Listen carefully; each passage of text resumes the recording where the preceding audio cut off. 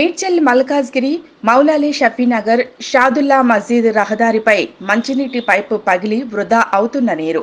గత 3 నెలలుగా రోజు ఉదయం 8 గంటల నుండి సాయంత్రం వరకు ఇదే పరిస్థితి. మంచినీటి సరఫరా మూసివేసే వరకు లక్షలాది లీటర్ల నీరు వృధాగా పోతున్న దృశ్యం. పలుమార్లు ఉన్నతాధికారులకు సమస్యను వివరించినా పరిష్కరించే దిశగా ప్రయత్నించటం లేదు. కాలనీవాసులు తాగునీటి సరఫరా సరిగ్గా అందక తీవ్ర ఇబ్బందులు పడుతున్నారు.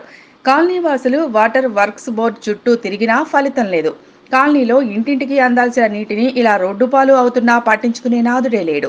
ఎండాకాలమే కాదు, ఏ కాలమైనా సరే మోతాదులో మంచినీటి సరఫరా అందక కాలనీవాసులు ఎప్పుడూ ఇబ్బందుల పాలే అవుతున్నారు. జీఎం, డీజీఎం, ఏఈ ఇలా ప్రతి ఒక్క అధికారిని కలవాలని రోజు అంటూ లేదు ప్రజలు వాపోతున్నారు. ఇకనైనా స్పందించి సమస్య పరిష్కరించాలని కోరుతున్నారు.